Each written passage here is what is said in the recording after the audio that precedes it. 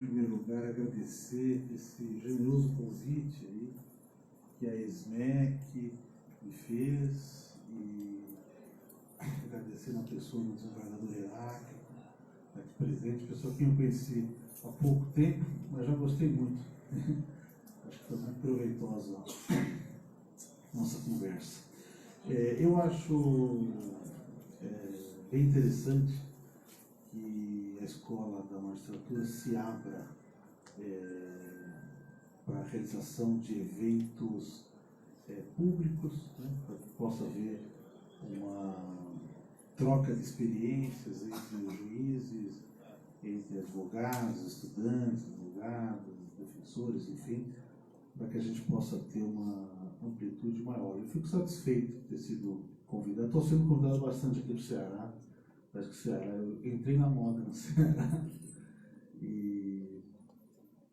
mas eu certamente estou debitando esse bom público aqui da sexta-feira às catástrofes ambientais aqui na nossa litoral, então, prejudicando um pouco as praias, enfim, então acho que isso acabou me ajudando aqui para poder contar com esse público.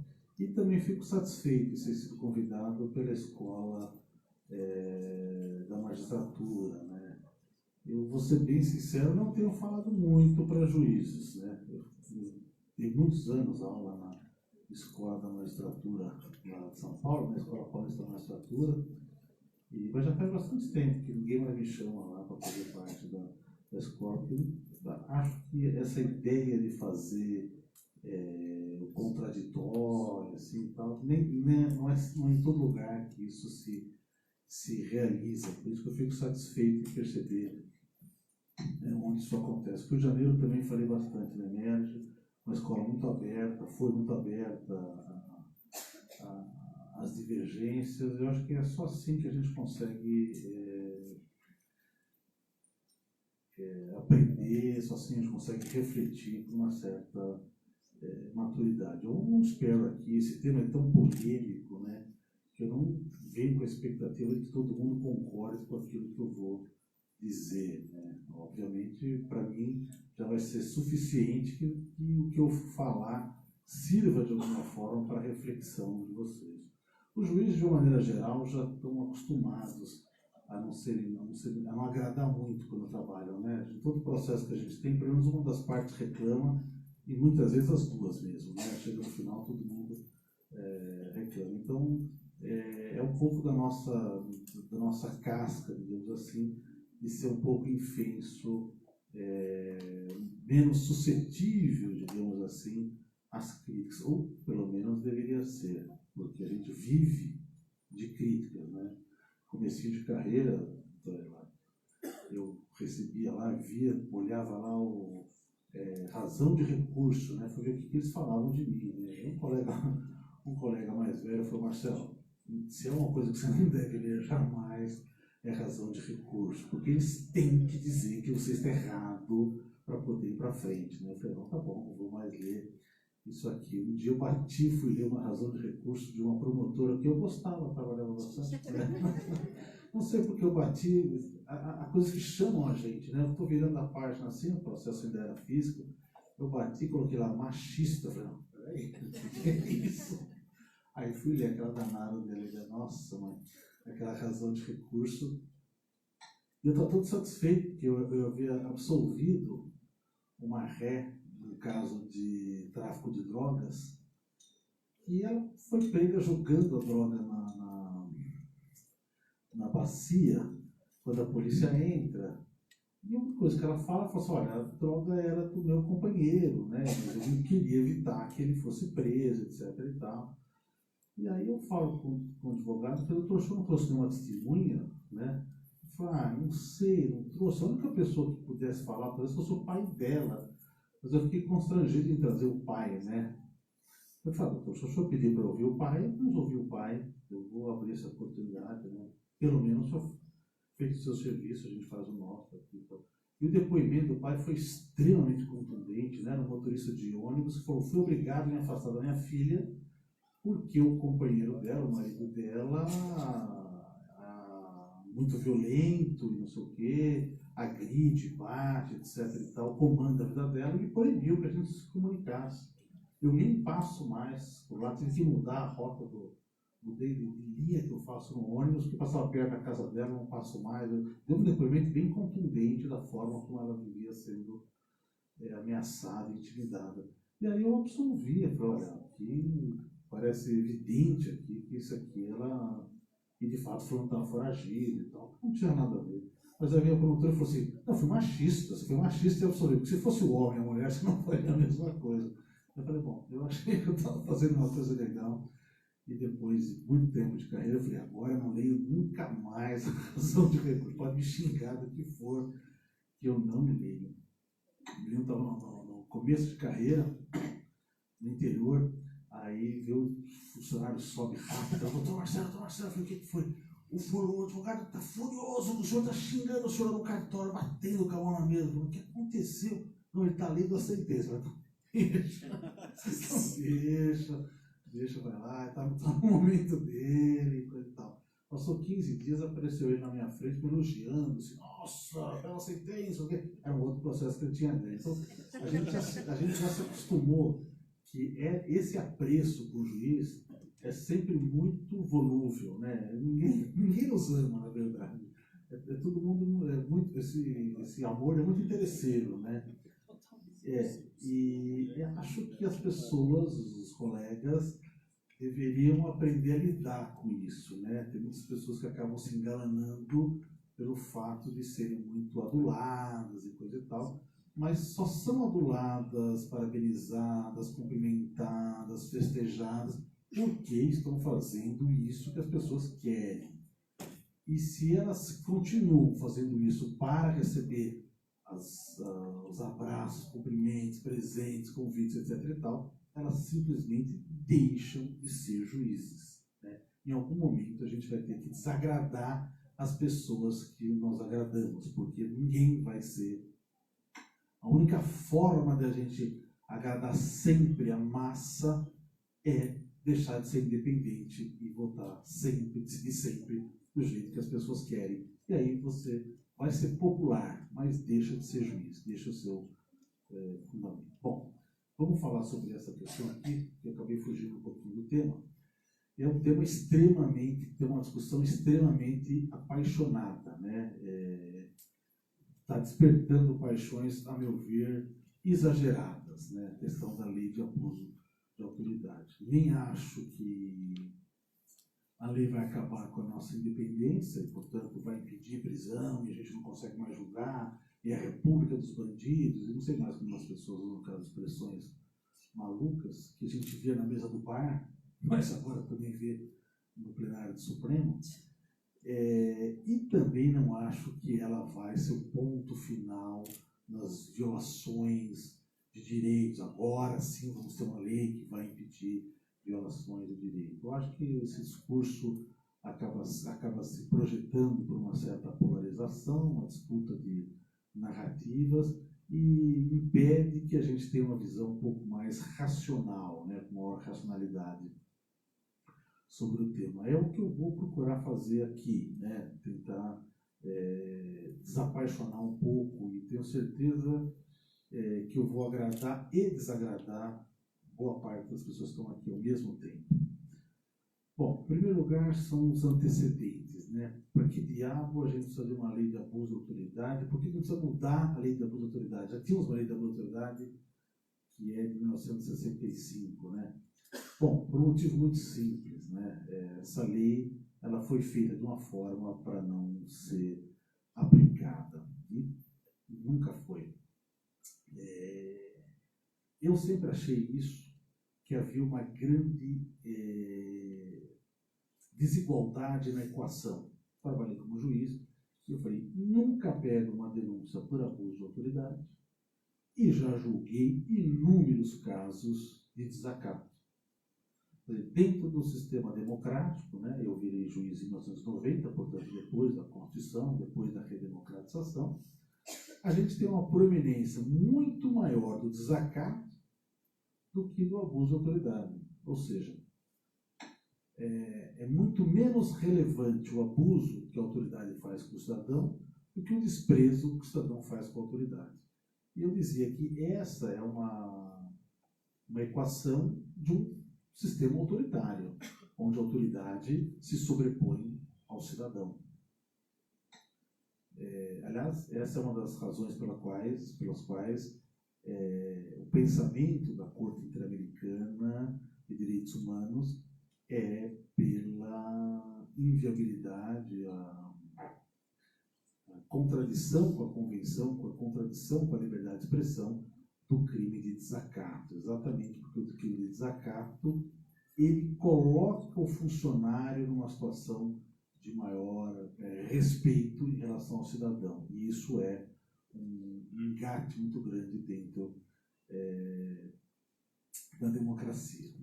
Bom, a abuso de autoridade tinha uma pena irrisória, os poucos casos que a gente pegava vinham prescritos e é praticamente em desuso. Eu não me lembro do promotor ter denunciado um caso de abuso de autoridade, salvo um que me lembro bastante, eu fui juiz criminal por mais de 20 anos. O único caso que eu me lembro de ter visto uma denúncia do promotor por abuso de autoridade era um caso de tortura. Ou seja, que eu tive que mandar para o artigo 28 e o Procurador-Geral de Justiça entendeu que era caso de tortura mesmo. Ele descreveu um caso de tortura e aí o máximo que ele conseguiu fazer foi denunciar por abuso de autoridade. O abuso de autoridade funcionava assim como uma atenuante, na verdade, não propriamente como o próprio crime. E em 1999 eu escrevi essas coisas que eu estou falando aqui, então eu não tenho nem como mudar de posição, né? Botei no papel isso, embora é um texto que não teve lá grande repercussão, que era uma revista da Procuradoria-Geral do Estado.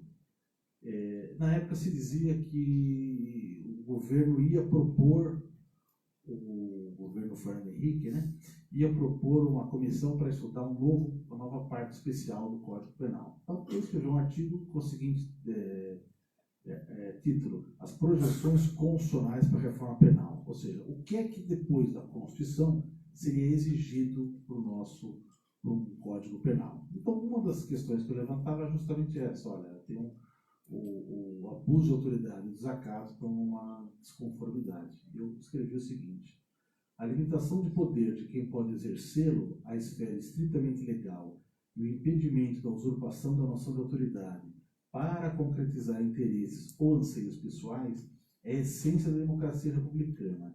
É preciso, portanto, incorporar todas as formas de abuso de autoridade no Código Penal com penas compatíveis com a nova criminalização da tortura. Portanto, essa era a sugestão que eu havia dado, com todo, digamos assim, garantismo e um abolicionismo de coração que eu tinha. Eu sempre achei que era preciso fazer um sopesar, ou seja, tratar o abuso de autoridade de uma forma condigna, porque ele é tratado de uma forma praticamente como uma contravenção, né? E não dá para entender que uma autoridade abusando do indivíduo possa ser um delito de menor potencial ofensivo. Então, 20 anos atrás eu fiz essa sugestão de incorporação no Código Penal, que é mais ou menos o que fizeram aqui agora. Talvez teria sido mais fácil, simplesmente, se eles tivessem ouvido aqui, colocado, olha, mudamos as penas e colocamos no Código Penal. Bom, até fazer uma nova legislação.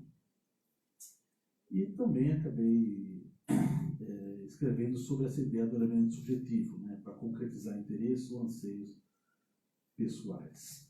Na época, vamos ser sinceros, havia uma preocupação muito maior do abuso de autoridade com ações violentas, por exemplo, da polícia, do que propriamente abuso de autoridade que partiu do judiciário. Essa era uma visão mais... era o que nos parecia mais candentes na época. Acontece que a redemocratização, pouco a pouco, foi colocando o juiz num plano central. Nós deixamos de ser aqueles personagens que ficavam encastelados em torres de marfim, no qual a sociedade temia porque não conhecia, e passamos a ter uma grande atuação, uma grande penetração na mídia, nas disputas políticas, etc. e tal. a judicialização da política, o projeto Ficha Limpa, a criminalização da política, tudo isso acabou colocando o juiz não só no centro dos acontecimentos, mas como o autor mais relevante da política. Curiosamente, ontem eu estava, antes de dormir cedo, ali para cá, acordar cedinho, vir para cá, eu estava vendo um episódio da seriado do Netflix que eu vejo, que é The Good Wife. Não sei se vocês viram isso aqui. Tem várias. É bom porque tem muitas temporadas, muitos episódios. A gente fica vendo aí sobre um escritório de advocacia e tal. E numa discussão lá, que está envolvendo uma campanha eleitoral, uma advogada fala assim, até postei isso no Facebook naquela hora, que eu achei interessante, né? Puxa, que momentos nós estamos vivendo que a gente tem que disputar uma eleição no tribunal, né? Uma eleição tem que ser disputada no tribunal. E a gente está vendo esse momento todas as vezes, né?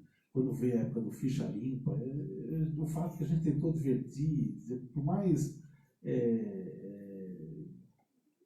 boa vontade que havia com essa questão de vamos afastar a corrupção, etc. e tal, uma política mais limpa, tal.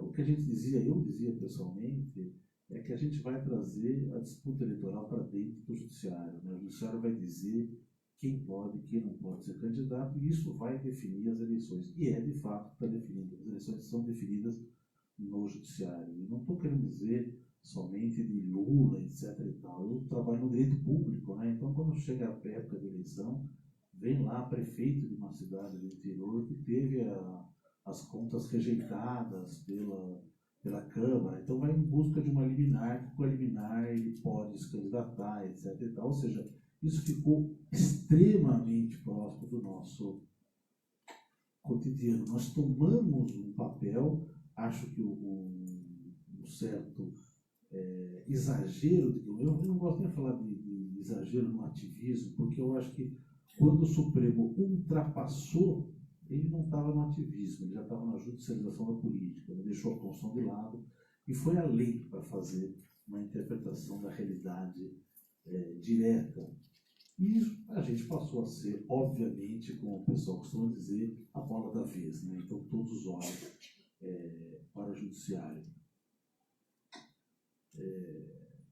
Por outro lado, a gente sempre teve um sistema histórico de autoproteção, principalmente naquilo que dizia respeito à matéria jurisdicional. A matéria jurisdicional é uma matéria sagrada, no sentido de que nós jamais podemos ser punidos por ato jurisdicional. Isso acabou sendo cultuado pela jurisprudência, não fala nem só do crime, fala do civil também. O reconhecimento do erro judiciário passa a ser uma coisa extremamente difícil, porque havia várias posições, havia várias alternativas, e a jurisprudência sempre relutou muito em reconhecer até indenizações por causa de erro judiciário, quando se discutia qualquer aspecto jurisdicional. Toda e qualquer atribuição de responsabilidade, no que diz respeito ao juiz, sempre foi tida como uma violação da independência. Então, portanto, nós éramos absolutamente intocáveis. Isso vai criando uma certa restrição de que, olha, tem lá um grupo de pessoas os quais é absolutamente impossível você mexer. Por outro lado, ainda diria que tudo isso vai se agregando como antecedente, nós não podemos descartar que o nosso sistema tem uma alta dose de punitivismo. Né? Veja, o Conselho Nacional de Justiça, que é, digamos assim, o nosso órgão regulador, nosso órgão censor, já determinou, desde que ele nasceu, desde que ele passou a existir, que nós fizéssemos um controle mais preciso das interceptações, concluindo que havia interceptações a rodo e sem qualquer limite temporal, que nós fizéssemos um controle maior acerca dos bens apreendidos, porque a tradição do judiciário é aprender bem e depois não fazer nada com isso, e a gente teve que suar para dizer o que a gente fez com aqueles bens que na verdade a gente não tinha feito nada com isso, de fazer uma reapreciação periódica da prisão provisória, porque uma vez determinado lá para trás dizia-se flagrante formalmente em ordem, a gente já deixava a pessoa presa e jamais olhava de novo os motivos de sua prisão. Se empenhou em fazer mutirões, né, carcerários para tentar garantir direitos que estão sendo violados dentro da execução penal, em boa medida garantindo com os próprios juízes, indo aos locais e fazendo mutirões disso, e principalmente, eu diria, as audiências de custódia, que também vieram, não vou dizer que elas vieram fora do judiciário, porque elas nasceram no CNJ, mas vieram de cima para baixo. Nunca foram, posso dizer isso com muita tranquilidade, porque elas começaram lá em São Paulo, nunca foram amplamente aceitas pela própria magistratura. E por que se tocou a ideia da audiência de custódia? Pelo mesmo motivo pelo qual, em 2011, o legislador criou uma série de alternativas à prisão cautelar, pela concepção de que o juiz estava sendo omisso na violência policial, na tortura, e que estava determinando em excesso prisões provisórias. Tanto é que a gente não consegue baixar o número por volta de 40% dos nossos presos sem decisão, sem sentença definitiva. E veja, a lei de 2011 apresentou uma série de alternativas para a prisão provisória. E não sei se vocês lembram, talvez quem tem um pouquinho mais de idade vai lembrar disso, o que se dizia na imprensa na época, quando veio a lei de 2011, eu tinha guardado até uma manchete, depois não achei mais, 150 mil pessoas serão presas no mesmo dia, serão soltas no mesmo dia. Nossas cadeias serão esvaziadas. É mais ou menos o mesmo que determinados agentes do sistema penal disseram agora em relação, falsamente, né, em relação ao julgamento da segunda instância. Essa é a criação do pânico moral, do medo, do argumento de terror, para que as pessoas se sintam intimidadas. O CNJ teve que vir à tona para dizer, olha, nós estamos falando de 4 mil pessoas e não de 180 mil. Para você ver o tamanho da mentira que isso levava. Mas o fato é que naquela época se dizia, as cadeias vão esvaziar porque essa nova lei não vai permitir mais a prisão. Mais ou menos a mesma coisa que se fala agora da lei de abuso de autoridade. Se nós pegarmos as manchetes, elas são praticamente iguais. E o que é que aconteceu com a lei de 2011, que foi obviamente interpretada pelos juízes? Não houve redução da prisão provisória. Há uma enorme resistência pelas medidas cautelares diversas da prisão preventiva, e eu diria que em muitos casos ela foi até pior, porque ela revigorou um instituto que estava natimorto, que era a fiança, e trouxe aí, se espalhou, fortaleceu a ideia do monitoramento, né, pela tornozeleira eletrônica. Ou seja, que muitas vezes, muitos juízes acabaram não soltando o preso do regime fechado para que ele fique com tornozeleira eletrônica, mas botando a tornozeleira naquele que ele já ia soltar. O que acontece é que, ao final de ter um pouco mais de liberdade na prisão, isso acabou tornando-se um pouco mais de prisão dentro da liberdade. Essa foi a forma como nós interpretamos a lei. E, portanto, tudo isso é um certo caldo de cultura, no sentido de que há um enorme punitivismo irresponsável e uma insuficiência na democracia. Eu sou um pouco suspeito para falar sobre o punitivismo dos juízes, porque eu acabei de escrever, lancei o livro, e trouxe até alguns exemplares, não são muitos, da tese que eu fiz em criminologia, que é Sentenciando o Tráfico, o papel do juiz no grande encarceramento. Eu estudei 800 sentenças de vários estados, o Ceará não está incluído, podem ficar tranquilos, sentenças. E o que eu vi nessas sentenças que nós resistimos fortemente aos mecanismos de desprisionalização que o próprio legislador instituiu. Então, por exemplo, o redutor do tráfico, né, o tráfico privilegiado, inúmeros motivos para não aplicar, inclusive resistimos à jurisprudência vinculante e não vinculante do Supremo Tribunal Federal, os paradigmas do Supremo Tribunal Federal, que é poder iniciar a pena no regime diverso fechado e a inconstitucionalidade da proibição de substituir a pena privativa por restrição de direito, em grande medida os juízes resistiram a isso fortemente. Eu pego sentenças de 2013, 2015, quando essas decisões já eram seguras dentro do Supremo. E eu vou encontrar, por exemplo, eu viajei, não viajei, né? Viajei pela internet, né? A gente fez uma pesquisa, a gente chama de pesquisa de campo, mas é na cadeira, na poltrona. Mas por vários estados do país para descobrir que é o estado de São Paulo que aplicava 90% das penas em sentença em regime fechado, mesmo quando a pena aplicada era de 1 ano e 8 meses, mesmo com o Supremo dizendo não é constitucional determinar a fixação inicial do regime fechado. A conclusão que eu cheguei, lógico, eu não vou falar sobre a tese, que seria muito longo aqui, é que os juízes são muito sensíveis ao pânico moral, ou seja, aos exageros da repressão, que levam a acreditarem que o tráfico tráfico de drogas é um crime que põe em risco a humanidade, que, portanto, tem que ser punido de forma severa, qualquer que seja ele, né?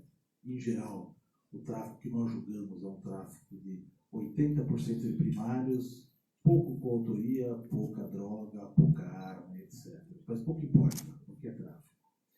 E, ao mesmo tempo que eles estão sensíveis ao pânico moral, também estão imersos no estado de negação. Quer dizer, nós estamos negando certa realidade, na medida em que nós colocamos 100% da nossa prova na mão dos policiais, sobre os quais existe uma série muito conhecida de críticas, uma índice, uma liderança internacional, digamos assim, na violência policial no Brasil, e etc. E nós não colocamos praticamente nenhum tipo de dúvida na prova assim produzida. Bom, vocês devem imaginar que a reação à pesquisa não tem sido muito elogiosa por parte dos colegas, né?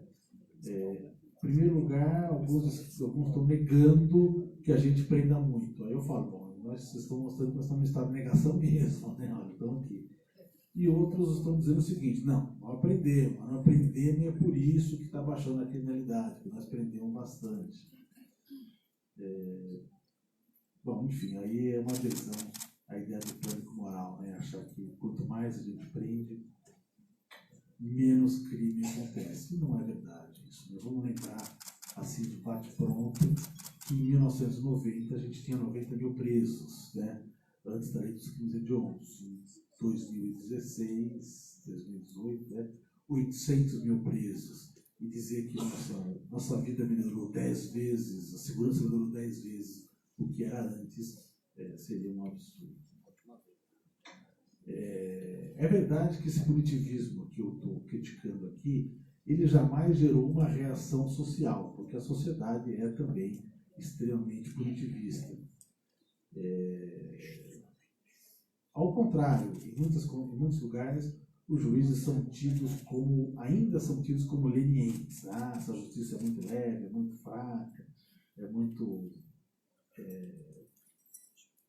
permissiva, e etc. Eu, pelo menos, quando as pessoas falam, pelo menos eu falo para os meus colegas juízes, para isso serve o meu livro. Olha aí, quando alguém falar que a justiça é fraca, não é fraca não, Marcelo fala que a gente está aprendendo bastante e que a gente é. Tem umas pesquisas muito interessantes que eu estudei para fazer a tese, duas delas eram pesquisas na Inglaterra, onde vão fazer a mesma coisa, as pessoas falam a mesma coisa. O juiz é muito leniente, o juiz é muito leve, muito fraco, muito frouxo, etc. E uma das pesquisas, ela fazia o seguinte, ela fazia esses essas estatísticas em vários momentos, né? Um momento de fora, e depois você ia fazendo a partir do momento que você apresentava o processo para as pessoas. Quanto mais a pessoa ia tomando contato com o processo, menos ela chegava à conclusão de que o juiz era leniente. Porque ela tem a seguinte impressão: o juiz é muito frouxo. Aí perguntava para ela: mas você acha que nós temos um judiciário que julga crimes muito graves ou crimes leves? Não, crimes graves nós temos praticado. Aí começa a entrar dentro do meio e ver: não, homicídio é pouquinho, estupro é pouquinho, o que a gente tem bastante é furto, droga, mas é pouquinha droga. Então, quanto mais toma consciência do fato e do processo, menos as pessoas acham que os juízes são lenientes. É muito interessante isso. Toda vez que as pessoas falam assim: o povo é muito punitivista e para a população é bandido bom, é bandido morto. Mas nós temos um caso lá em São Paulo, que é o julgamento do Carandiru, onde morreram 111 presos, né? Não há mais do que o bandido bom para ser morto do que esse, que já foi condenado, estão lá, e a polícia entra porque eles estão brigando entre si. Quer dizer, mais motivo do que isso não existia. Eles foram submetidos a 5 julgamentos até agora. Os 5 julgamentos o júri popular condenou todos. Eles não estão presos, nem tem uma decisão definitiva, porque o tribunal absolveu ou anulou. Mas o júri popular condenou todos. Mas como o júri popular condena quando a polícia mata bandido dentro da cadeia que estava na ruaça? Porque eles tomaram conhecimento do processo. E aí eles olham os laudos, eles olham os rios de sangue, eles olham as pessoas com balas no lugar que não pode ter confronto. Quando as pessoas têm ciência do fato, já não é tão simples assim você dizer: todo mundo aqui é bandido bom, bandido morto. Mas, enfim, eu acho um equívoco, de qualquer maneira, que nós, juízes, tenhamos colocado lenha na fogueira do punitivismo. Nesse mesmo período, onde eu aponto que os juízes estão fixando penas 3 vezes maior do que o mínimo legal, ao final, há uma pesquisa da MB, 2015, ao final da minha pesquisa, tem uma pesquisa da MB. O que pensa o juiz? Né? Qual é o jeito nessas pesquisas de pensamento? Tempos em tempos a MB faz isso. 72% dos juízes a favor de um aumento de pena para o tráfico. E 67% dos juízes a favor de proibir a liberdade provisória. Parte de tudo, uma proposta inconstitucional. Ou seja, o juiz jogando lenha nessa fogueira. Estamos conversando agora, né, Marcelo, na salinha, antes de entrar para cá, que na quarta-feira eu vou à CCJ da Câmara dos Deputados para discutir a proposta de emenda constitucional que, antevendo que o Supremo pode mudar a interpretação em relação à prisão em segunda instância, quer mudar a Constituição para colocar a presunção de inocência como finda na decisão de segunda instância, ou seja, quer esvaziar a presunção de inocência que está na Constituição. É uma proposta, obviamente, fadada ao fracasso, porque sendo a presunção de inocência uma cláusula pétrea, não pode ser sequer objeto de emenda no sentido de anulá-la ou reduzir, etc. No entanto, veio aí um parecer, uma nota técnica, a gente brincou até que seria uma nota atécnica, né? Da AJUF, Associação dos Juízes Federais, sobre cláusula pétrea. Eu peguei só esse pedaço aqui porque eu achei que era interessante. Desse modo, conquanto os direitos e garantias fundamentais possuam status de cláusula pétrea, puxa, é um reconhecimento aqui, né? Isso não significa que eles sejam insuscetíveis de restrição pela manifestação do poder constituinte derivado. Ou seja, eles são pétreos, mas podem ser objeto de emenda. Então, não são pétreos, né? Nenhum direito à garantia fundamental se reveste de caráter absoluto. Ou seja, então eu posso reverter, então eu posso tirar. Então não existe o pétreo, né? Eu costumo dizer que, parafraseando aí, o grande pensador, tudo que é pétreo desmancha no ar, né? Então, aquilo vai embora. Eu acho, a minha impressão é que nós vamos nos arrepender profundamente desse punitivismo, desse tipo de posição. Já estamos nos arrependendo aqui com essa lei.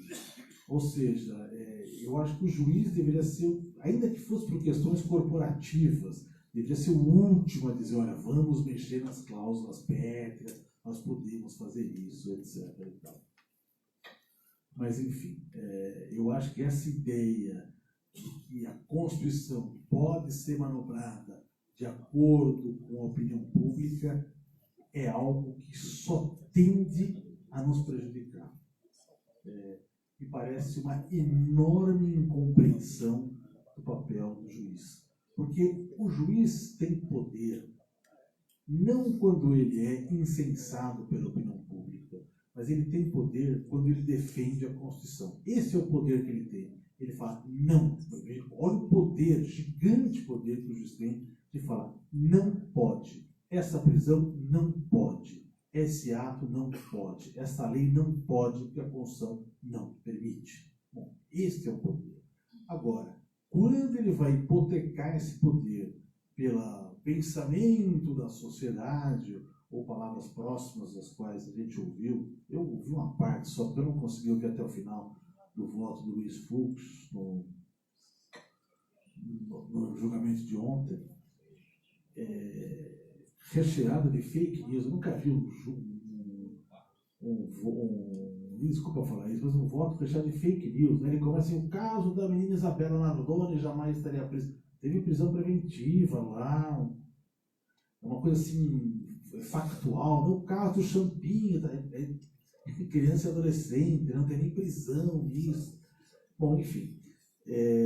Mas eu acho que na medida em que a gente abre essa guarda de dizer eu não sou mais o guardião da Constituição, mas eu estou aqui para auscultar a opinião pública, a gente vai perder a nossa função, perde a razão da gente existir, porque para isso não precisa da gente. Para saber o que pensa a opinião pública, não precisa voto de 3 horas lá no Supremo. Você faz uma enquete, a Datafolha faz a pesquisa na hora. Quem é que faz, quem é que não faz? Então, não precisa disso. É absolutamente indispensável. O nosso trabalho é dispensável. Às vezes a gente pensa assim, não, os juízes mais famosos são esses que prendem todo mundo. Mas o juiz que prende todo mundo, o que ele condena todo mundo, que encarcera todo mundo, ele está encarcerado ele mesmo, porque ele não pode reverter essa posição.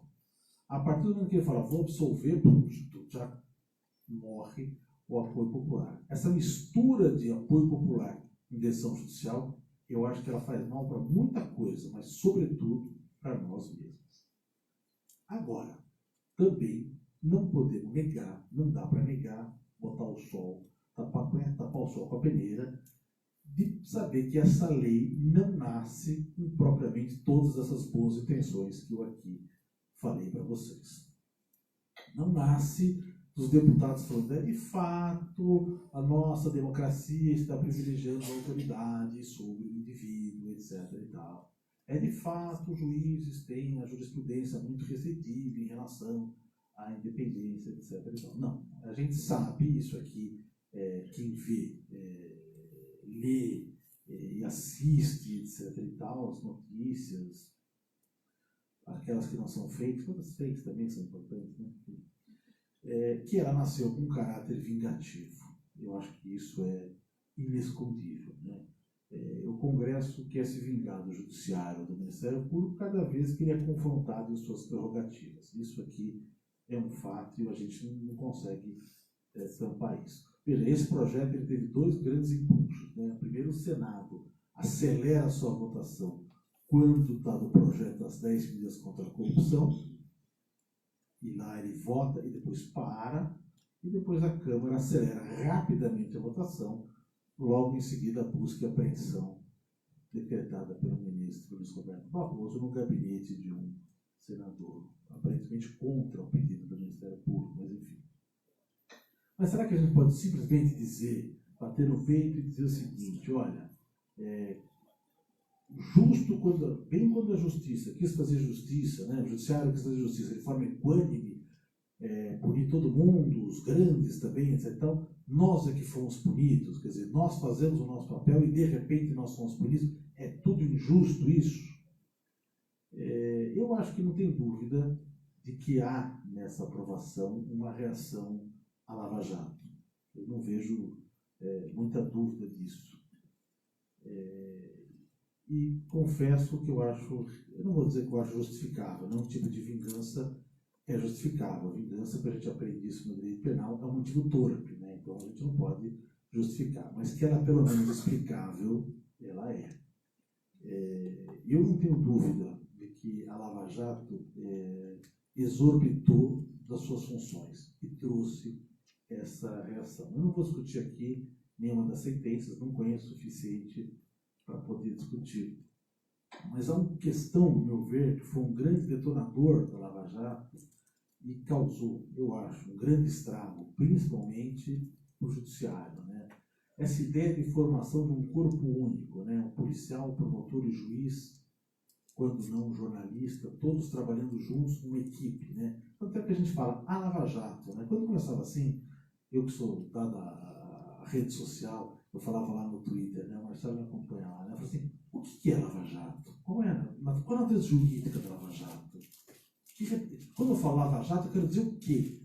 Eu estou falando dos policiais, dos promotores, o juiz, todo mundo junto. A gente nunca soube direito o que era Lava Jato. Agora a gente sabe por que a gente nunca soube. Porque era tudo isso mesmo, né? Era tudo um apanhado junto. Mas a gente tinha mais ou menos uma noção de que aquilo extrapolava as linhas do processo. Já era visível isso antes dos vazamentos do Intercept, né? Quer dizer, um relacionamento incestuoso com a mídia, a utilização do vazamento seletivo e controlado, uma estratégia conjunta e, principalmente, a ideia da busca do apoio popular, né? A Lava Jato foi vitoriosa na sua estratégia, mas o preço a pagar é caro demais, e vai ser caro para o judiciário. Eu acho que tudo isso é muito grave, essa ideia da busca do apoio popular como forma de pressão. Veja, isso não é uma coisa, o Marcelo está fazendo essa crítica. Não, isso é postulado que o Sérgio Moro disse. Eu estudei a lei, a operação Mãos Limpas, né? Mãos Limpas da Itália, e foi assim que eles conseguiram chegar onde eles chegaram. Não é que se eles tivessem chegado a um grande lugar, mas foi assim que eles conseguiram chegar onde chegaram. Eles tiveram o apoio da população. E é esse apoio que vai nos fazer isso. Sem esse apoio eu não consigo isso. Então ele foi buscar apoio da população por intermédio da mídia para constranger o próprio judiciário. Porque o judiciário era um empecilho para ele. Porque, segundo ele, tradicionalmente o judiciário não punia, não condenava os grandes figuras, então preciso fazer isso. E isso começa, não vou dizer que isso começa, mas um dado que se torna muito evidente quando o ministro Teori Zavascki consegue eliminar no habeas corpus, eu já esqueci por lá, acho que era Paulo Roberto, e ele manda um ofício para o Teori Zavascki, não sei se é o próprio ofício de habeas corpus ou não, e ao mesmo tempo manda para a imprensa, porque sai na imprensa antes do Teori Zavascki, colocando, olha, ministro, tem outras questões aqui, tem coisas mais graves aqui, ou seja, chega na imprensa antes, bota o Teori Zavascki na parede, e ele acaba falando, bom, então revertemos essa liberdade. E a partir desse momento, daí em diante, existia uma estrutura conjunta, e isso a Vaza Jato mostrou claramente, descortinou claramente isso, juiz, promotor, delegado e alguns jornalistas, uma estratégia, inclusive, para burlar o Supremo Tribunal Federal. Então nós temos aí a demonstração de que determinado documento não foi juntado aos autos, porque se for juntado aos autos, o ministro Teori Zavascki já ia requisitar imediatamente. Como a gente já tinha sabido de uma série de outras providências, por exemplo, a testemunha o fulano estava depondo lá, e falava, não, inclusive, isso aqui eu dei para o deputado Pare. Né? Se falar o nome do deputado, perde a competência do inquérito e por aí vai. acabou fazendo uma entronização política. Ele entendia que isso era necessário para chegar numa condenação. Mas, ao fazê-lo, eles acabaram se tornando um corpo político, que não só buscava o apoio popular, conseguia o apoio popular, ele passou a ser reverenciado nas manifestações, fazia notas, né, durante o processo, notas nas manifestações, etc. e tal, acabou usando isso para interferir no processo do impeachment, que não tinha nada a ver com o processo dele, né, vazou uma conversa que não tinha nenhum interesse sob o ponto de vista do processo, enfim. Este grupo pretendeu reformular as leis penais e processuais através de 10 medidas, patrocinado pelo MPF, mas com aval da Lava Jato. A ideia era, vamos botar a Lava Jato na legislação. E eu não sei se vocês estudaram o que eram as 10 medidas contra a corrupção. Até ver o pacote anticrime, eu tinha a impressão que era o pior documento proposto de um processo, no projeto legislativo. Projeto, eu chamei isso de um código da acusação, né? Meia dúzia de promotores reunidos lá no happy hour, tomando a sua coisinha. Ele falou assim, gente, o que a gente pode fazer para melhorar a condenação? Aqui não, vamos acabar com a prescrição. A prescrição está dando prescrição, tira aí. Pô, e o HC? O HC está dando problema, porque o cara faz isso e não anula o processo. Não anula mais o processo com isso. Não, porque o juiz, quando vai falar do HC, vai anular uma prova, ele, não, então, o juiz não vai anular mais prova, a menos que ele diga como fazer. E tudo isso, eu fiz um apanhado disso. E dizendo, nós vamos reformular a legislação. Né? Vamos reformular a legislação. Mas não só a legislação. Hoje a gente sabe que eles pretendiam fazer uma nova cultura política. Né?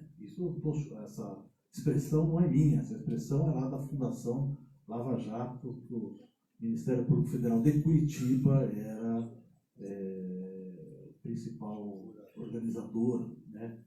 Nós precisamos reunir para fazer novas formações políticas, etc. e tal. Então, essa ideia é que o judiciário entrou profundamente na vida política, e eu acho que era inevitável que houvesse algum tipo de reação da classe política. Eu não vejo um grande absurdo. Houve uma reação a isso. Evidente que houve uma reação a isso, porque o judiciário foi ocupar uma função. É mais ou menos como se dissesse assim, olha, o legislativo não interessa. O Supremo dizia, o legislativo não faz as leis, fazemos nós. E a Lava Jato dizia, lá ninguém presta, vamos criar uma nova cultura política a partir de agora. Bom, foi praticamente uma declaração de guerra. Bom, é um ato vingativo, mas sendo um ato vingativo, a gente pode dizer, a lei tem um desvio de finalidade, ela não vale? Não pode dizer, porque o que faz, os motivos que levam o legislador a votar, não interferem na condição da lei. Ela não deixa de ser legal, deixa de ser constitucional pelo que eles votam. Né? Vamos lembrar aqui, que é um pouquinho mais velho, só os jovens não vão conhecer isso, da chamada Lei Fleury, né, de 77. Acho que é 77, salvo engano. A Lei Fleury, ela tem esse nome por causa do delegado Sérgio Paredes Fleury, que era um grande torturador na época da ditadura militar. E ele tinha, não lembro qual que era, uma condenação em primeiro grau, portanto ia ser preso. Então fizeram uma lei para que ele não fosse preso mesmo com condenação em primeiro grau, que era a dinâmica do antigo Código de Processo Penal. E essa permissão que ele não fosse preso, caso fosse filmado, tivesse modo excedente, chamou-se Lei Fleury, foi apelidada Lei Fleury, e foi uma revolução dentro do processo penal. Né? O processo penal alterou a regra sendo a prisão, passou a regra a liberdade. Né? Do ponto de vista do direito, foi uma ótima lei, embora ela tenha sido feita com essa marca especificamente para livrar a cara do Fleury.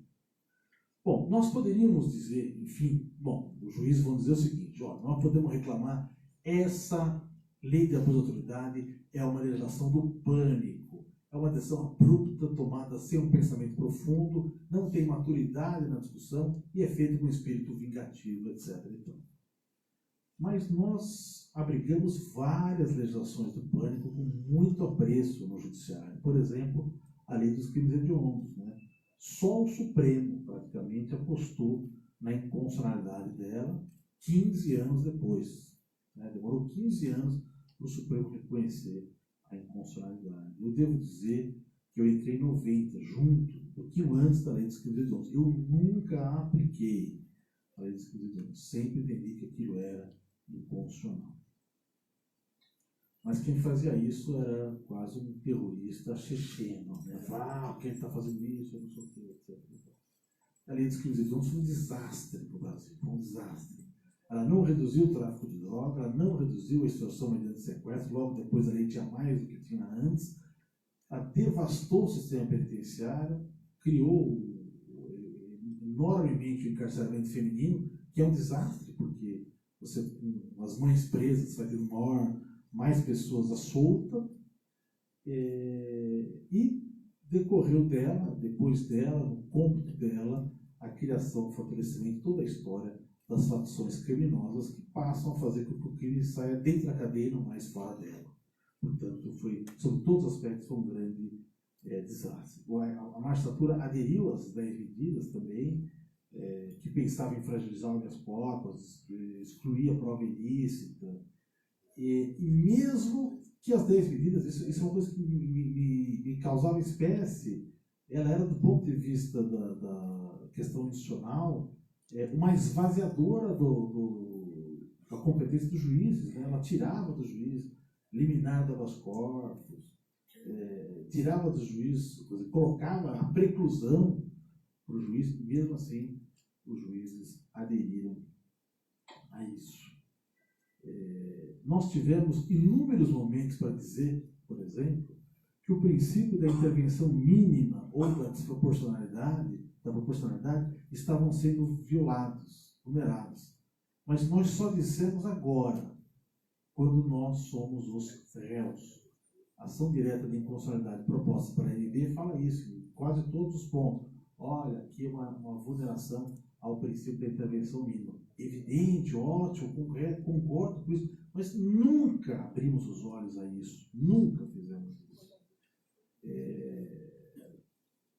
O nosso legislador, ele se arrependeu da Constituição garantista que ele fez, isso aqui é evidente. Até 88 o legislador foi paz e amor, a partir de 89 ele começa a ser um facínora no direito penal. Né? Parece aquele filme lá do Se Beber Não Case. Vocês viram esse filme? Então, posso falar spoiler, né? Cena final, eles estão lá com aquela máquina e eles estão vendo lá, para quem não viu, o Despedida de Solteiro em Las Vegas, né? Eles vão aprontar 1001 lá em Las Vegas, e o filme é todo para ver, já logo começa com o que eles já aprontaram, para eles entenderem o que será que aconteceu na noite passada, né? Então, eles passam o filme inteiro tentando entender e descobrir o que eles fizeram. Vamos seguir um fiozinho, né? E aí no final eles viam uma série de fotos que mostram aí as coisas que eles fizeram. Falam, meu Deus do céu, né? O legislador brasileiro está nesse nível, né? Ele olhou e falou assim, direito ao silêncio, nossa, que bobagem que a gente fez, proibição de pena de morte, pô, pelo amor de Deus, por que a gente fez isso? Pena cruel, não pode fazer. Nós nos arrependemos profundamente disso. E de uma legislação, de uma Constituição que era cidadã, acabamos criando um direito penal, um leviatã. E só foi possível isso porque os juízes se omitiram completamente na análise da constitucionalidade. Então, assim, é muito difícil hoje, eu acho que chega a ser uma cultura cínica, a Associação dos Juízes bater no peito e falar assim, isso aqui está ofendendo o Estado Democrático de Direito, porque os tipos são demasiadamente abertos. Ora, a Lei de Abuso de Autoridade 68, os tipos são muito mais abertos do que esse. E nós nunca questionamos a constitucionalidade. Mas a ANB explica aqui na peça dela. A ANB fala assim, não obstante aquela lei também fosse inconstitucional, há 50 e poucos anos atrás, como ela só tinha 3 artigos e não pegou mesmo, a gente não quer saber nada dela. A gente só quer saber da próxima. Mas nós deixamos isso o tempo todo. E falamos isso.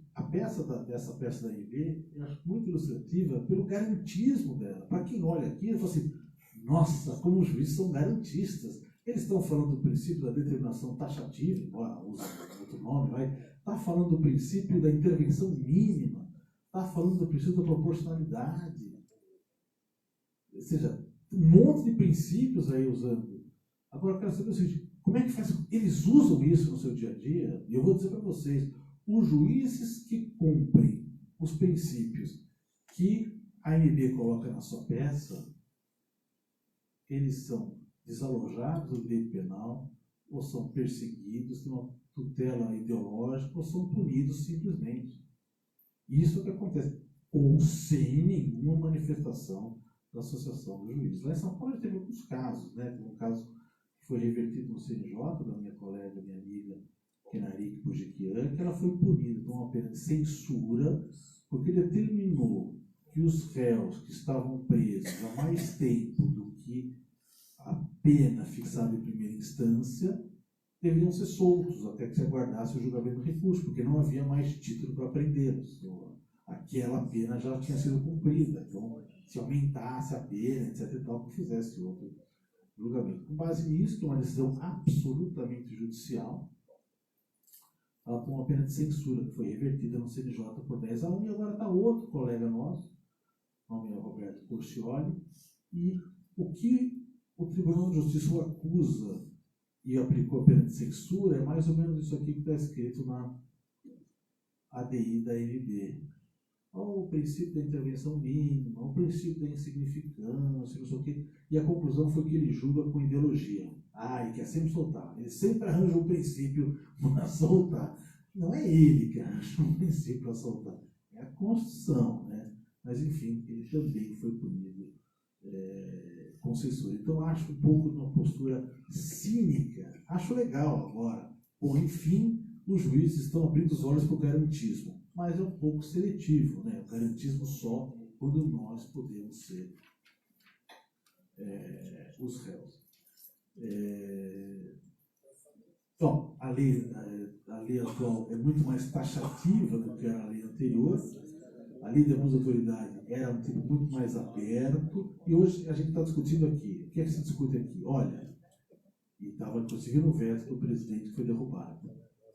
Existem expressões abertas na lei, portanto, nós temos que tirar as expressões abertas que ofendem o princípio da legalidade na modalidade de determinação taxativa. Por exemplo, sem justa causa. Ora, sem justa causa está no Código Penal de 40, mas talvez esteja lá para trás, né? Divulgar sem justa causa, documento particular de correspondência, deixar sem justa causa de prover a subsistência do cônjuge, etc. Tem vários dispositivos no Código Penal que estão em vigor há 80 anos com esse elemento normativo sem justa causa. É difícil dizer hoje, olha, ter o elemento normativo sem justa causa é inconstitucional.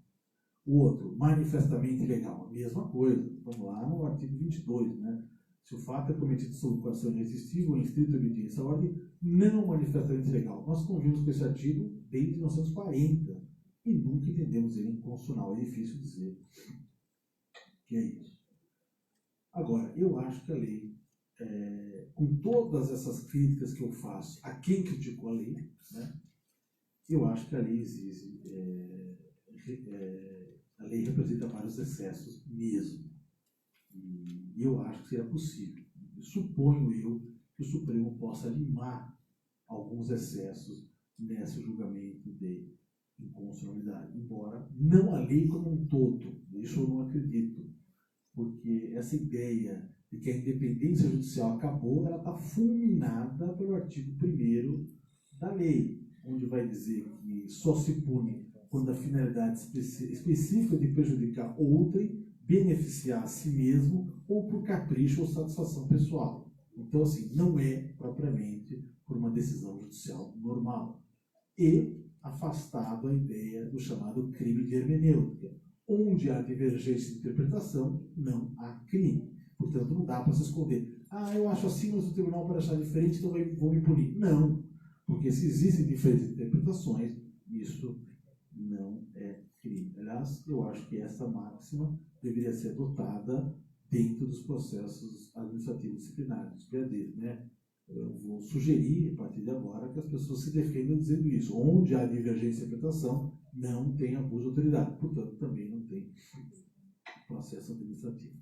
Vamos ver o seguinte, estas salvaguardas que estão na lei agora, que você precisa da finalidade específica e a divergência de interpretação afasta o crime, não existiam na lei anterior. Isso leva a crer que, apesar da questão da pena, essa é uma coisa interessante para discutir, essa lei é uma chamada Lex Meteor, né? É uma lei melhor do que a outra, porque ela tem menos abrangência do que tinha a anterior. É curioso isso, né? Porque na verdade a anterior não era usada, né? Então tudo aqui parece mais grave do que era antes, mas não é verdade. Por exemplo, ação penal privada subsidiária. Eu diria que esse é meu palpite, que esse é o maior medo dos juízes, né? O juiz não está com medo do promotor denunciá-lo. O procurador-geral de justiça está com medo da parte de denunciar. O promotor não faz e a parte o denuncia. Isso é preocupante. Mas também existia na lei anterior, né? Na lei anterior é o seguinte: se não denunciasse em 48 horas, podia ter ação penal privada subsidiária. Também nisso a lei melhorou. Talvez que pudesse pensar aqui é uma questão de paralelismo, né? Há um dos crimes nominados que é uma espécie de denúncia excessiva, né? Proceder contra alguém sem justa causa, ou saber inocente, etc. e tal. Poderia-se pensar em levar isso também para o particular, quando o particular exercesse a ação penal privada subsidiária. Mas pela lei não pode, porque a lei diz quem é a autoridade que pode fazer. Eu não tenho dúvida que esse é um momento de muita polarização e é um momento em que os advogados, muitos deles, podem querer pressionar os juízes e ao mesmo tempo que os juízes querem usar as suas decisões como pressão. Eu acho que esse momento exige a tranquilidade dos juízes. Primeiro, para não se intimidar. Eu acho que o juiz não pode ser covarde, né? Se vai ser covarde, não vai ser juiz, né? Vai usar uma outra questão. Eu gostaria muito que os juízes, isso significasse que os juízes prendessem cada vez menos. Mas, enfim, que o juiz decida dentro do seu entendimento como tem que decidir. Enfim, ele não pode se intimidar em relação a isso. Eu gostaria que ele se esclarecesse com a lei, mas jamais que ele se intimidasse. Mas também não usar a jurisdição como uma forma de protesto político. Isso eu acho desprezível, né? Quer dizer, fazer a mesma dinâmica da Lava Jato aqui. Então, o que está acontecendo? O juiz chega e fala assim: não vou prender mais ninguém. Esse fulano aqui já ser preso, mas eu não vou prender porque eu estou com medo da lei da abuso de autoridade. Você está com medo da lei da abuso de autoridade? Pede a exoneração. Deixa outra pessoa que não tem medo exercer a sua atividade. Tá? Não dá para você fazer. Se você tem medo de julgar, não julgue. Se declare suspeito, enfim, não julgue. Porque ninguém merece um juiz com medo. Se você está com medo disso, não faça isso. A gente não pode... uma coisa é achar, isso pode nos responsabilizar. Outra coisa é covardia. Olha, eu vou decidir e o que vier pela frente eu tenho que enfrentar. Não posso, vou deixar de fazer isso porque senão vão achar que eu faço aquilo e vão pensar que pode ser denunciado por isso. Bom, aí, se fizer, eu acho que você já não está mais julgando. Se você tem medo de tomar uma decisão, você não pode estar tomando uma decisão. Você está no lugar errado. Isso, para que serve isso? Para fazer pressão sobre o Supremo, para fazer pressão na opinião pública, para ver se o Supremo declara isso inconstitucional. Ou seja, usar jurisdição para fazer política. Está errado. Jurisdição é jurisdição. Eu nem sou contra. Eu fui presidente de uma associação Juiz para a Democracia. Eu não sou contra do juiz exercer a sua cidadania e trabalhar na política institucional. Só não dá para fazer isso por meio de decisão. Porque a jurisdição é sagrada. Você tem que julgar o caso e pronto, com todas a sua convicção a respeito do caso. Eu não posso julgar no caso pensando, se eu der isso aqui, eu vou conseguir um benefício lá na frente. Não pode fazer isso, né? Como está lá, foi vazado lá, o promotor, né? Não, eu acho que eu vou conseguir ser deputado, né? O promotor que usava o Telegram como diário, né? Meu querido Telegram, né? Meu querido Telegram. Eu achei isso um absurdo, mas eu comentei no gabinete e aí tem um assistente todo envergonhado assim, doutora, eu faço isso também. Como assim também, né? Você faz um diário? Não, diário não. Mas o que acontece? Eu fiz um grupo e aí tirei o resto do grupo e fiquei sozinho. Aí eu mando mensagem para mim mesmo, né? Tá bom. Suponho eu que essa mensagem seja não esquecer de fazer a apelação do processo. Bom, essas são abordagens. Me pediram fazer uma abordagem política da lei. E foi isso que eu fiz. Eu não sei se tem mais tempo ou não, eu preparei alguns pontos sobre jurídicos sobre a lei. Vale a pena continuar? Tá bom. E aí, digamos assim, preparei de olhada, né? De orelhada. Não dá tempo de fazer um grande estudo sobre a lei. Mas chamar uma coisa que chama atenção, né? Os artigos que mexem, por exemplo, com juízes, já que eu vim aqui numa escola de juízes. Nem todos mexem com juízes, né? Alguns mexem com promotores, outros mexem com policiais, enfim. Um deles mexe com eles mesmos, né? Não sei se vocês perceberam isso. Artigo 9 é decretar medida de privação da liberdade e manifesta desconformidade com as hipóteses legais. Veja se não seria isso um abuso de autoridade. O que eu estou dizendo? Só vai ser crime quando a decretação da prisão for em manifesta desconformidade com a hipótese legal. Ou seja, estou prendendo alguém fora das hipóteses legais. Mas, com o objetivo de prejudicar alguém, ou por mero capricho. É difícil entender que isso aqui não é abuso de autoridade. É muito difícil. Isso aqui é constitucional, eu estou livre e independente. Pô, mas que diabo você quer decretar uma prisão manifestamente ilegal por mero capricho para prejudicar alguém? Se você fizer isso, tem que ser punido. Não vejo obstáculo em relação a isso. Agora, as outras hipóteses são um pouquinho mais complexas nesse mesmo artigo, né? Deixar de relaxar a prisão manifestamente ilegal ainda vai. Agora, deixar de considerar liberdade provisória quando manifestamente cabível. No caso da prisão ser legal ou ilegal, é uma coisa mais clara de fazer, porque a prisão tem requisitos objetivos. Agora, liberdade provisória cabível, nem sempre o fato dela ser cabível quer dizer que ela seja conveniente ou recomendável. Até porque a lei de 2011, né, cujo número eu me esqueci, das medidas cautelares, ela obriga o juiz a fundamentar por que ele não usa a medida cautelar. Ou seja, admite que há a situação cabível para usar a medida cautelar, mas que naquele caso o juiz não vai usar. Então não dá para tratar isso como um crime se a própria legislação reconhece a possibilidade, né? Então, essa parte de decretar uma prisão ilegal ou não relaxar uma prisão ilegal, me parece que é seguro, seja uma abuso de autoridade. Mas essa de não considerar liberdade provisória já é complexo, porque a legislação permite que você faça desde que fundamente. Então, acho que aí o abuso de autoridade fica... ou deixar de conceder uma cautelar em HC. Difícil você dizer, olha, essa cautelar é obrigatória. Eu acho que há um meio de campo aí entre o que é cabível e o que é juridicamente possível dentro do processo. Não me parece que esses casos sejam iguais um caso com o outro. Artigo 10º. Decretar condição coercitiva de testemunha ou indiciado manifestamente descabida ou sem prévia intimação de comparecimento ao juízo. Obviamente que isso aqui é em razão daquelas absurdas condições coercitivas que eram decretadas no Código pelo de previsão expressa do Código de Processo Penal de Curitiba, né? Daquele novo, né? Eu me lembro que eu discuti sobre isso no Twitter, quando vi a condição coercitiva do Lula, que é aquela que se tornou pública, né? Eu falei, mas como pode? Onde está lastreado isso, né? Aí veio um fulano respondendo, não, mas já tem mais de 150 feitos assim, pior ainda. Era melhor que tivesse só do Lula, pô, aí era um processo só.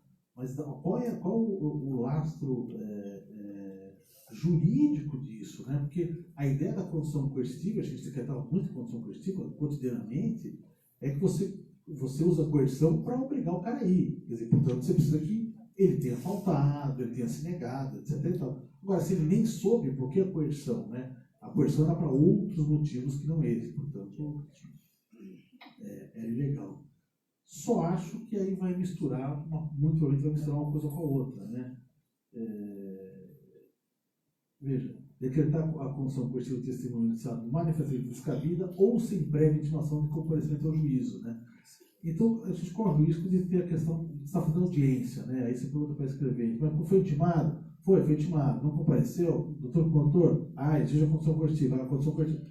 Então, isso muitas vezes quase num automático, né? Lógico, está errado, evidentemente que a gente fazer um automático, o juiz ia conferir a certidão, mas, enfim.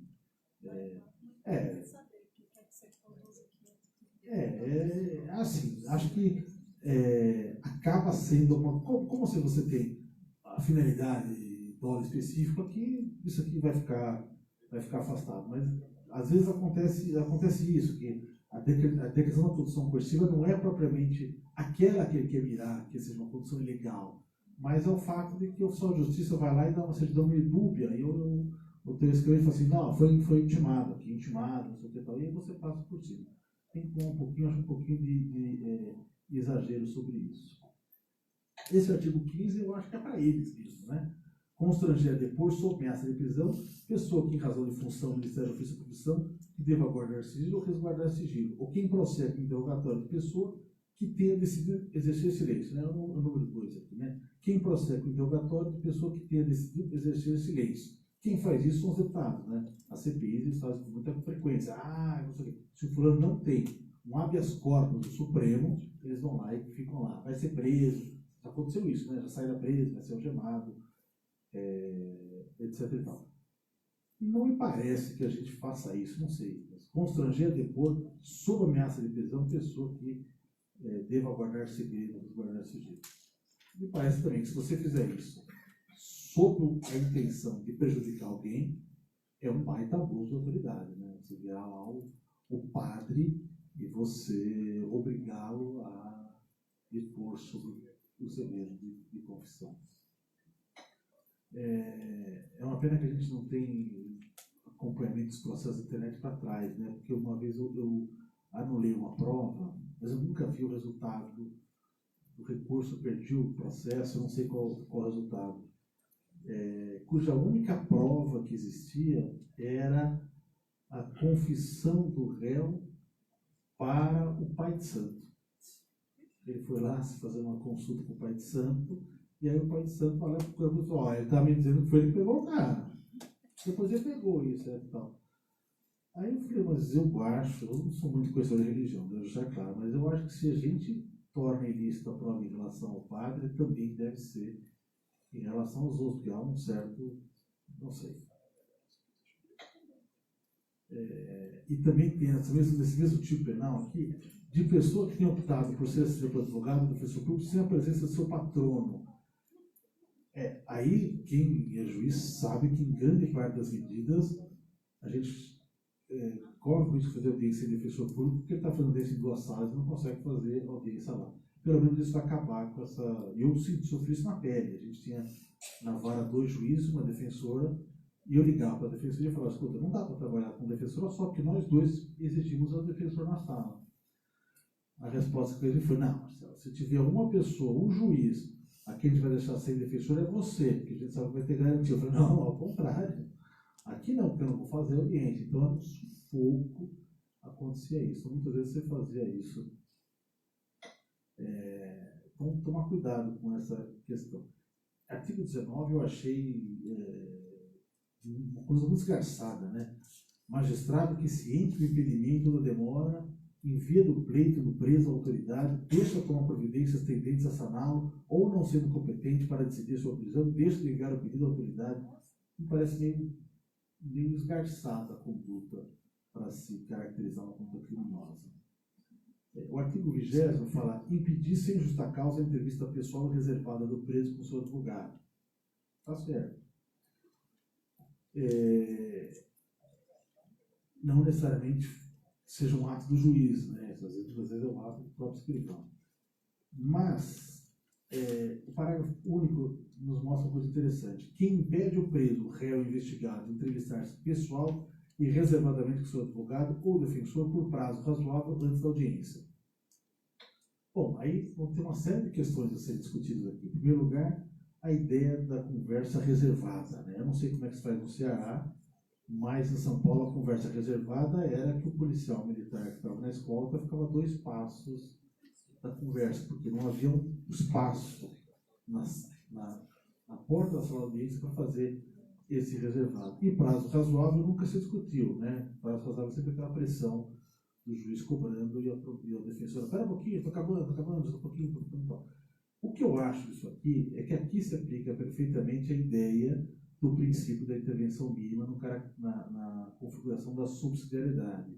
Ou seja, a gente quer impedir que o juiz cerceie o direito do advogado, do defensor, de ter a conversa reservada e razoável. Então, vamos fixar primeiro o direito dentro do processo? Vamos dizer, tem direito a uma conversa reservada, que não esteja policial por perto, etc. e tal. Vamos dizer, tem direito a um prazo razoável de conversa, que não pode ser interrompida.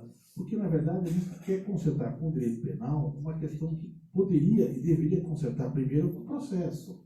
E dizer, primeiro, qual é a ideia da intervenção mínima? Que o direito penal seja a última ratio. Quer dizer, eu vou fixar uma norma. Se não resolve isso, aí então eu vou para o direito penal. Mas eu não tenho uma norma muito clara dizendo efetivamente quanto tempo, o que é o reservado, o que tem do razoável, etc. E tal. Então, acho que assim, a gente está pulando etapas de criminalizando. Acho que deve ter uma previsão, mas vamos colocar a previsão no Código do Processo de forma mais clara. Acho que esse é um equívoco de você primeiro criminalizar antes de resolver o problema por outro meio. Artigo 21, não há dúvida nenhuma, né? Manter preso de ambos os sexos na mesma cela. Se fizer isso, uma conduta dolosa com finalidade de prejudicar o outro, quem pode condenar um tipo desse? É evidentemente que é um caso de abuso, se não for coisa pior. O artigo 27. Requisitar a instauração ou instaurar procedimento investigatório de infração penal ou administrativa em favor de alguém à falta de qualquer indício da prática de crime ou ilícito funcional ou de infração administrativa. Eu acho que aí talvez tenha exagerado um pouco nessa ideia da infração administrativa, porque às vezes você instaura não necessariamente contra alguém, para apuração. Eu acho que o procedimento investigatório não tem os mesmos indícios que precisa para um procedimento criminal. Eu acho que ficaria mais claro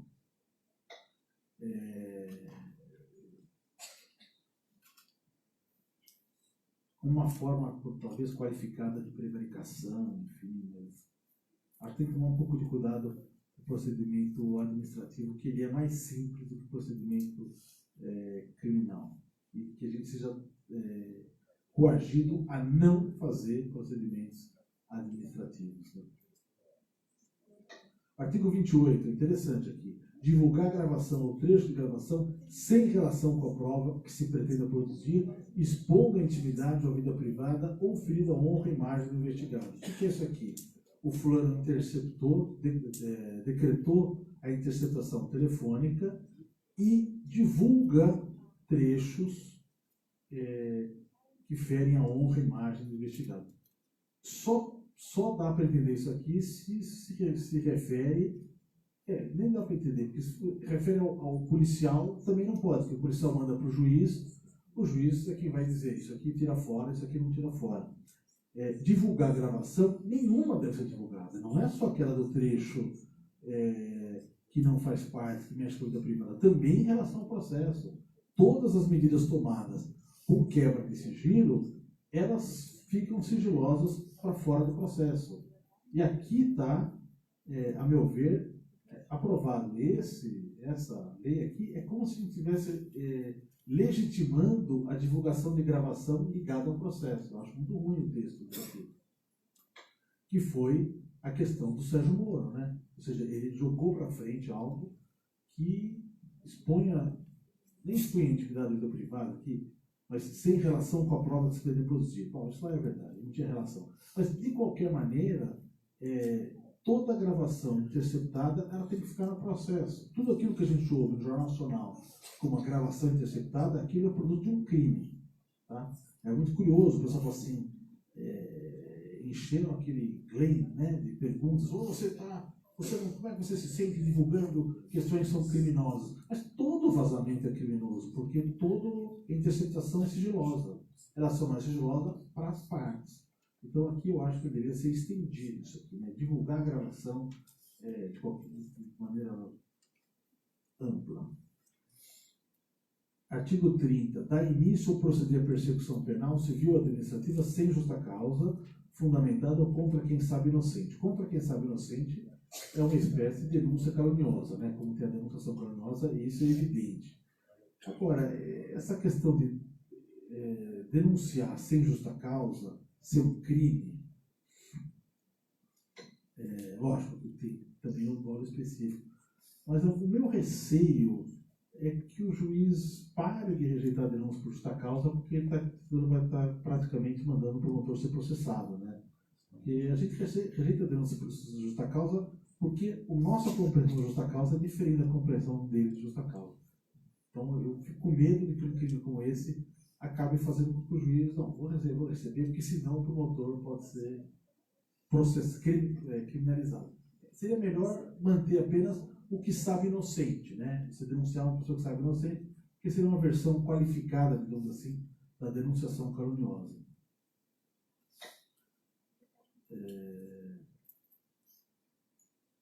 Artigo 33. Eu não consigo entender esse artigo aqui. Exigir informação ou cumprimento de obrigação, inclusive o dever de fazer ou de não fazer, sem expressa amparo legal. É tão genérico que eu acho que esse é um artigo que o Supremo vai dizer, olha, não consigo fechar aqui o que exatamente quer dizer. Mas já o parágrafo 1º é bem mais claro, né? Quem se utiliza de cargo ou função pública ou invoca a condição de agente para se eximir de obrigação legal, que é a chamada carteirada, é o típico abuso de autoridade, né? E aí, quando você faz isso, nem precisa mais de dolo específico, porque você faz exatamente para satisfazer uma vantagem pessoal.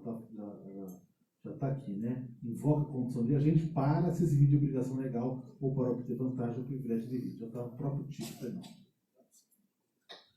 Esse aqui que os juízes do civil estão com medo, né? Que o nosso colega Marcelo aí está achando que já incidiu aí, né? Decretar em processo judicial, mas não está em vigência, Marcelo, fica tranquilo, não está em vigência. Essa empresa aqui. Aí precisa de um desembargador do órgão especial. Não.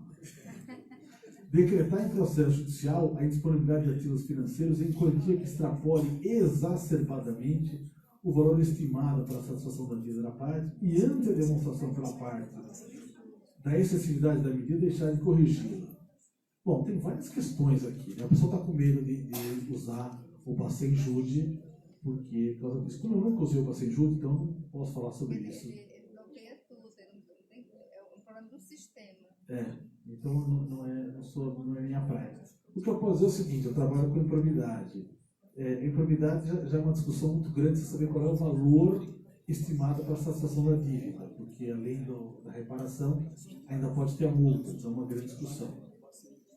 Aqui me parece que o artigo está exigindo as duas coisas: decretar disponibilidade em quantia exacerbada e não corrigi-la antes de demonstração pela parte. Ou seja, só haveria o crime depois que você não corrige, né? Até pelas disfunções do próprio sistema. Mas aí também precisaria ter uma situação que dá chance para o juiz corrigir, né? Porque se você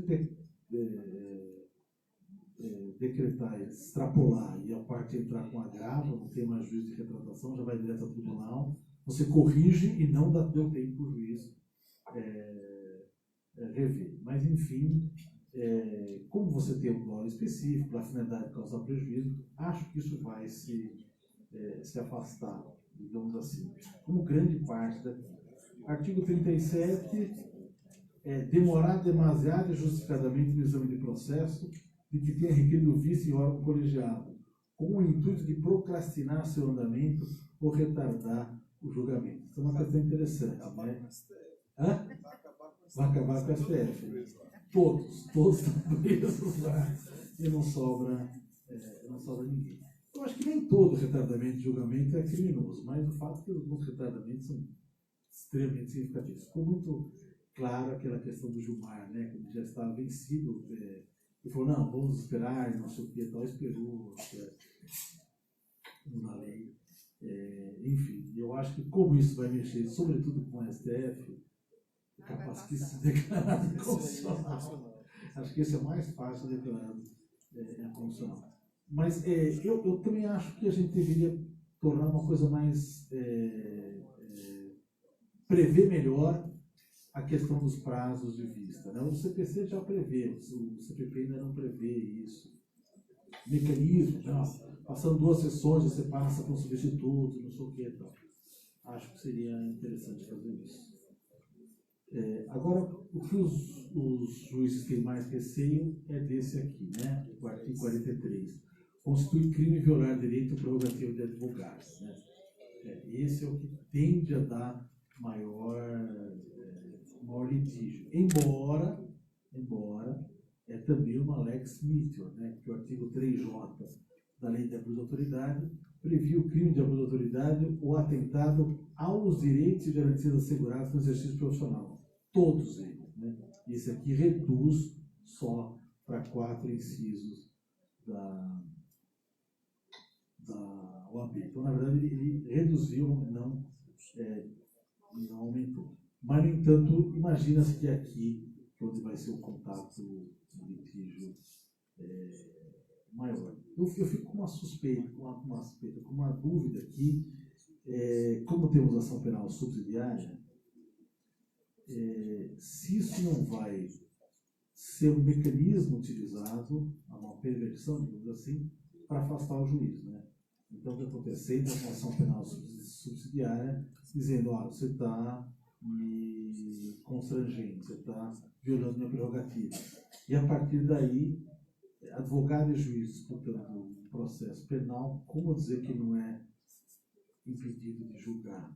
E, por outro lado, a jurisprudência sempre entendeu que o advogado não pode, se o advogado vai provocar uma suspeição, ela não pode ser aceita, porque, imagina, todo mundo ia fazer isso com o Sérgio Moro. Não, Sérgio Moro, eu quero tirar esse juiz daí. Então, eu acho que vão ter que repensar, pelo menos, essa questão. Não acho que violar a prerrogativa do advogado fragiliza a nossa independência. Eu acho que mas a MB fala, não, mas o advogado então ficou o centro da órbita e o juiz está embaixo do advogado, porque se o advogado respeitar o juiz não é a mesma coisa que o juiz respeitar o advogado. Acho que há uma diferença que o juiz é a autoridade no processo, né? Portanto, ele tem o comando e, portanto, é sua responsabilidade agir com o comando. Por outro lado, como a gente já viu aqui, desacato tem há bastante tempo. Acho que meu maior receio é justamente a questão da suspeição. A gente que faz uma denúncia leviana. A denúncia leviana feita aqui não vai poder ser abuso de autoridade, né? Porque na lei o particular não é autoridade, então não pode ser. Mas ainda assim pode ser uma denunciação caluniosa, pode ser causar um dano moral, etc. Eu acho que com o tempo as coisas se acomodam, né? Acho que não vai ser tão um palco obviamente que não vai dar processo, é um palco de guerra, né? A cada processo será 3 processos de um contra o outro, eles se matando, o processo não termina. Acho que esse é o problema daqui. Bom, só para terminar aqui agora. Eu acho que o abuso de autoridade é um diploma que faz falta, né? Deveria existir e não ser jogado ao ostracismo como ele é hoje, então, portanto, era necessário. Eu acho que, apesar disso, ele não nasce pelas suas virtudes, ele nasce pelos seus vícios mesmo, né? pela vingança do parlamento, mas enfim. Acho que uma série de inconsistências nele, eu acho que, pelo fato até de a gente não ter discutido o suficiente, ele acabou sendo uma redação ruim. Eu acho que ele tem uma redação pior do que a lei de abuso de autoridade anterior. A lei era mais ampla, mas eu acho que ela tem uma redação melhor do que hoje. E talvez seja porque a gente se negou, digamos assim, vamos pela linha do veto. Acho que o Supremo vai declarar alguns artigos inconstitucionais. Essa é a minha impressão, mas não toda a lei. Não, eu não tenho toga de cristal, mas eu pudesse arriscar, eu diria isso. Agora, sobretudo em relação aos juízes, né? Eu imaginei numa escola da magistratura para falar aos juízes, mas lógico também que tem mais pessoas aqui. Nós não podemos se acovardar em razão da lei, pelos motivos que eu já expliquei. Acho que se o juiz está com medo, então deixou de ser juiz, não dá mais para ele fazer. Então ele tem que decidir de uma forma correta. Gostaria que ele aprendesse ao ler a lei, e até ao ler as razões da sua própria associação, aprendesse a importância do garantismo para trabalhar no seu próprio cotidiano, mas não que ele faça isso temeroso. E, sobretudo, não usar a jurisdição como forma de ação política. Eu acho que isso é um desastre. É uma forma de corrupção. Né? Quer dizer, o que é que o juiz tem para usar? O juiz tem para usar é a decisão. Então ele fala, não vou decidir, porque dizendo assim não vou prender. O povo fica, tá vendo, não vai prender, então precisa mudar a lei, etc. Eu acho isso muito ruim. Nós estamos esgarçando a independência judicial, que é justamente aquilo que nós estamos reclamando. Bom, é isso. Falei demais, mas é isso que eu queria falar.